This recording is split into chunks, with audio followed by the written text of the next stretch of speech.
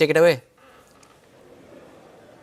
Well, Armaz, we all know that there is so much happening in terms of M&A deals, fundraising, PE exits, and everything. So I'm joined now by Paul Uren. Paul, you head the Asia Pacific investment banking at JPMorgan. Generally investment bankers are in a hot seat of late. What's keeping you busy at JPMorgan across Asia Pacific? What's the kind of trend that you're witnessing across fundraising and M&A? Sure, Nimesh. Well, look, let me start by saying it's great to be here. Every time I come to India, I get more and more excited about the energy, the passion, the entrepreneurial spirit, and it's really great to be here in Mumbai for the 10th JPMorgan India Summit and see the corporate engagement and the investor engagement here.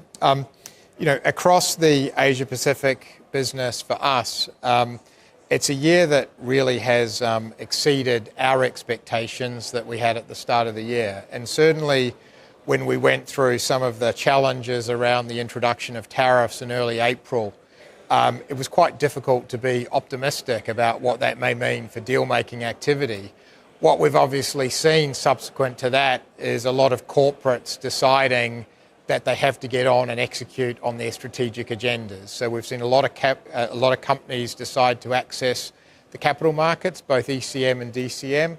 And we've also seen a lot of our corporate clients execute on their M&A agenda, as well as our private equity clients. So it's actually turned out to be quite a positive year. So Paul, has India topped the chart for JPM as well in terms of fundraising, in terms of M&A deals for this year? Yeah, so look, India's become a very, very important market for the APAC investment banking. Has that surprised you?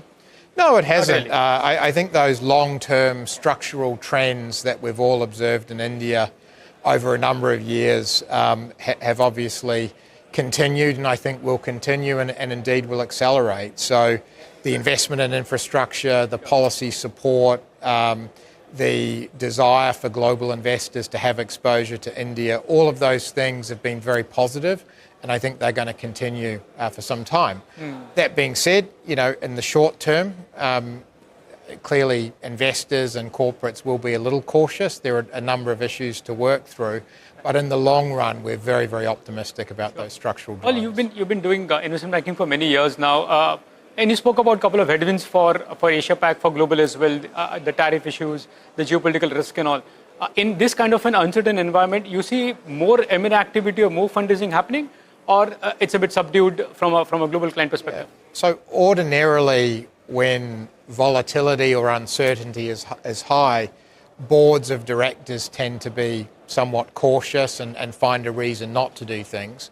I think what we've seen, certainly over the last quarter or two, is that clients are deciding we have to get on and execute on our strategic agenda. So if there's a transaction that's compelling, whether it's divesting something that's non-core so that they can reinvest in areas they need to invest in, or if it's investing in certain countries or industries that are going to strengthen their business and deliver improved returns on equity, corporates are getting on and doing it. And I think that's a really positive sign for the markets. Paul, the one big trend as far as India is concerned has been the outbound M&A deals this year. We've already seen $12 billion of deals. Some mega acquisitions been announced. Tega announced a very large $1.5 billion acquisition. Tata Motors went ahead and bought an Italian company. Is this only India-specific phenomenon of outbound deals? Or are you seeing this across Asia Pacific and there is a lot of hunger to buy out big assets? Yeah, we're seeing it across Asia Pacific, but what I would say specifically about India is that Indian corporates are very well placed to pursue an outbound M&A agenda. If you think about valuation multiples in the Indian market, there are a lot of companies that are trading at fairly attractive valuations, and there are a lot of companies that have very strong balance sheets. So the credibility that Indian corporates have as acquirers into other markets, I think, is very high at the moment, and we expect that trend to continue. Sure. Is the access to liquidity also, given a bit of confidence to a lot of the Indian corporates to go out and adventurers do some large transactions? Is that one of the great things about the development of the Indian capital markets, and this has happened in a relatively short period of time, is that the breadth and liquidity of the equity market here has expanded meaningfully in the last 2 or 3 years. So the ability to raise very large quantums of capital, both in IPOs and follow-ons, but also the ability to execute block trades of scale in a very efficient way, I think is a really positive development for India. Sure. What about inbound deals, Paul? Because I know that JPMorgan has been involved in some large transactions in India as well in terms of inbound money. Any specific sectors that you think there is a lot of potential M&A likely? Because we saw a very large, Japanese bank getting into the banking sector in India. What are the sectors that you think there's going to be large potential? Yeah, so one of our objectives is to support our clients all around the world as they continue to build their businesses, and we also support our local clients as they build their businesses both domestically and also internationally.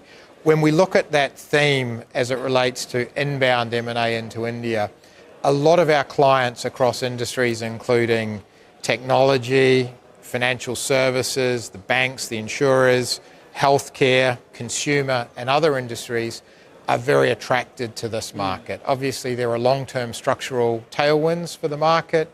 There's the rising middle class. There's a lot of very positive consumption themes. There's also a government that's supportive of growth.